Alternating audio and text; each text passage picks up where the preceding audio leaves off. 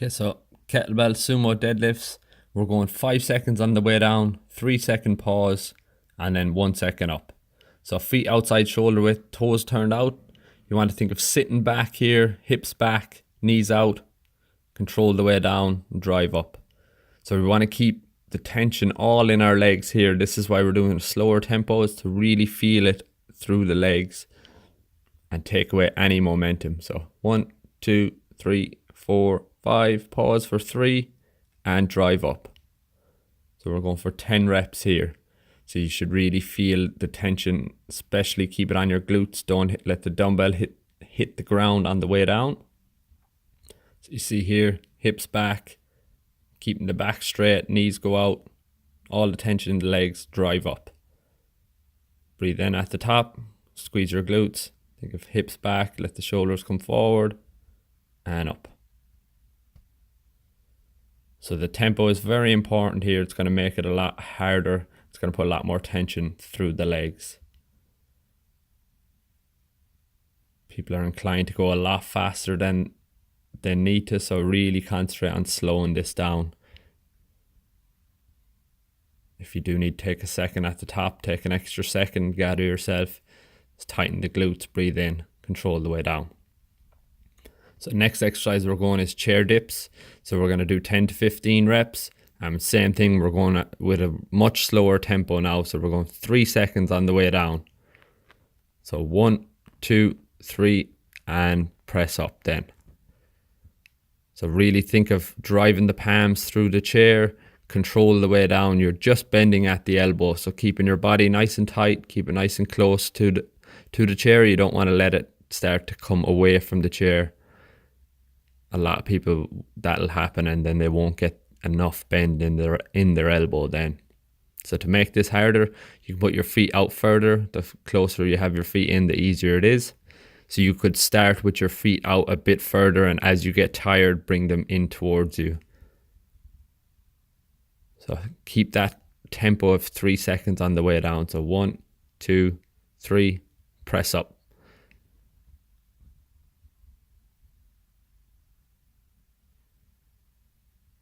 So we're doing 3 sets of each exercise and keeping that slow tempo all the way through.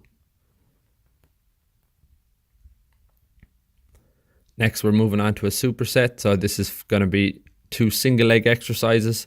So the first one is step ups. So you're going to start with one leg up on a chair, and we're going to keep in that. We're going to use the same leg for all the reps, and then we're going to switch over. So when you're doing this, really think of driving that heel through the chair. So try to keep all the weight in the heel, and then you're trying to use your back foot as little as possible. So you're putting all the weight through the front, through the elevated leg. Keep the weight through the heel. Don't let the knee come across the body. Like me here, if you do find you go off balance, just take your time and then get set up again.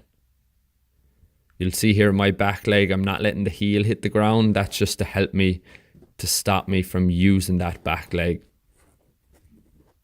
So when you get to the top, think of tensing your quads and your glutes, and that's going to keep you on much more balanced and straight up. Balance is an issue with this exercise, and it is a tough one, so take your time. So breathe in at the bottom, drive up, pause for a second, gather yourself, think of lowering the weight down then. So you don't want to let yourself fall down. It's easier just to let yourself fall down, but you'll get much more benefit from trying to control. As you get stronger as well on this, you will see that you'll have more control over the movement.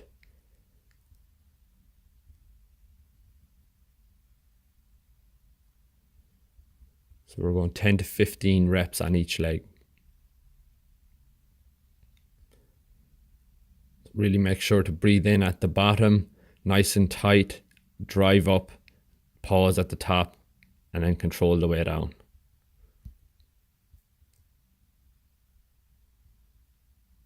If you do want to make this easier, the height of the chair or the step will make a difference. So the higher it is, the harder it's going to be.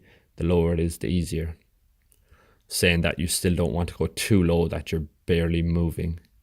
So we're going to pair this with a Bulgarian split squat. So we're using the brace. So that's where you see I'm using the chair here. So it's just holding on to something to take away the balance. So you're not trying to balance. With this, use the dumbbell goes in the opposite hand. So if you're using the left leg is forward, the right hand has the dumbbell, and use your left hand to hold for balance. So your back foot is elevated on the step. You're just dropping the back knee down, letting the front knee come forward and drive up. So take your time setting this up, as sometimes if your stance is too far apart, it's going to feel awkward, and if it's too close, you're not going to be able to drive through the heel. So you can let the knee come forward when you do this exercise, but you need to keep the weight in your heel.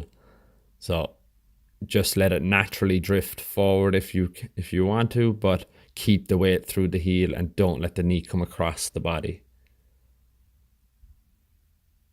So this is a hard exercise, especially after doing the step ups first. It's going to really burn, and it takes some time because both these exercises are single leg exercises.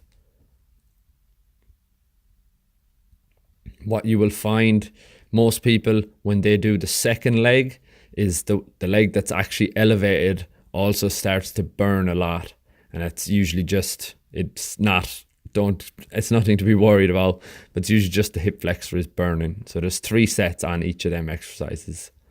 So we're moving on to the upper body, as your lower body is going to be tired after that. We're starting with kettlebell or dumbbell upright rows. So chest up, shoulders pinned back. Think of elbows wide and high. We're going for 15 to 20 reps on this. So nice controlled movement. You don't want to swing here and excessively arch your lower back and then just let momentum take the weight down. Think of controlling the way down, and then when you come up, elbows wide and high. Have, if you can, a little pause at the top just to stop the momentum. Control the way down.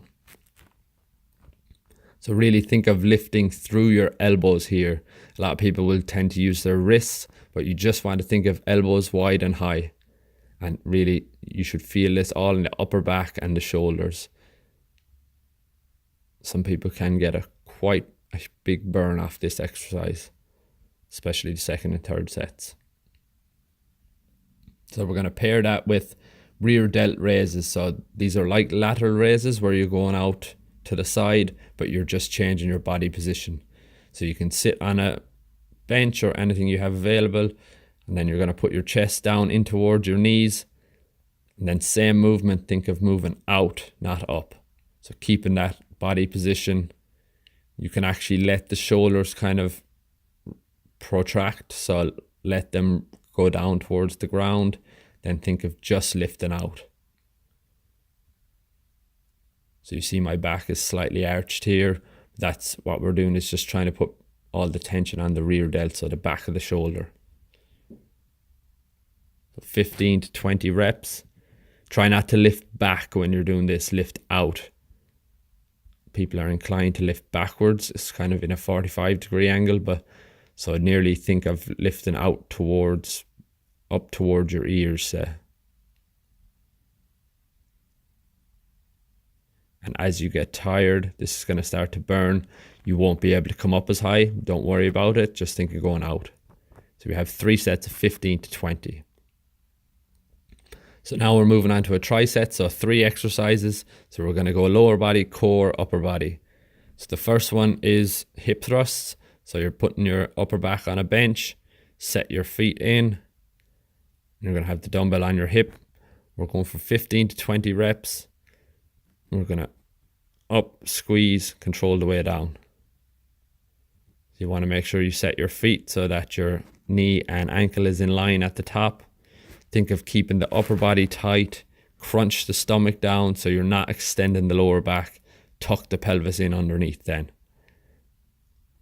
So with this, what we're really just looking for is that squeeze at the top, driving through the heel, not letting the knees come inward. So put pressure on your knees to go out and squeeze as hard as you can.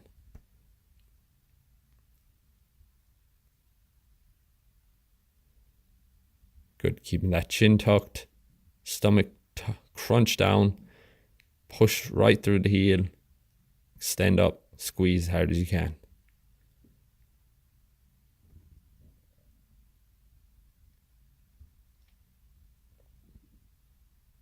15 to 20 reps. And then we're moving on to shoulder taps. So with this, you're going to get into a push-up position, feet out wide. What you're going to do then is just bring one hand over and touch the shoulder. The goal here is to not rotate your hips. So you're trying to keep your hips as tight as possible, no rotation as you lift the hand up. This is a lot harder than it looks, so you might need to slow it down to stop yourself using momentum. We're going 10 to 15 reps on each side. So really, before you lift your hand up, think of tightening your core, breathe in, and then lift the hand up. As soon as you lift your hand up, you're going to feel a lot more tension on your abs. You'll see here, I'm shaking like a leaf. So nice and controlled movement. As it gets hard, if you need to take a break, take a break. The slower you go, the harder it's going to be here. So try to keep as controlled as possible. So from that, we're moving on to dumbbell curls. So you can do them seated. If you don't have a seat, you can stand, but the seated just makes it easier. You can just concentrate on the bicep. So we're just moving from the elbow here. Up, squeeze, control the way down. So you're thinking of stretching on the way down. Fully extend your arms so that you tense the back of your arm at the bottom. Up, squeeze the bicep, control the way down. Because we're doing higher reps here, you want to really concentrate on getting that squeeze more than lifting a heavy weight here.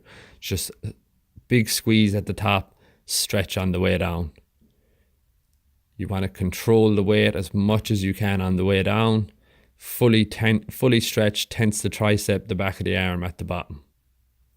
So you see here my elbows are locked, my upper arm is locked, it's not swinging forward and backwards. People are inclined to use momentum here.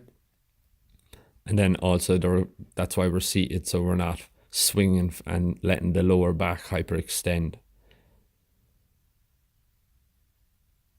So 2 to 3 rounds of these exercises, 15 to 20 reps.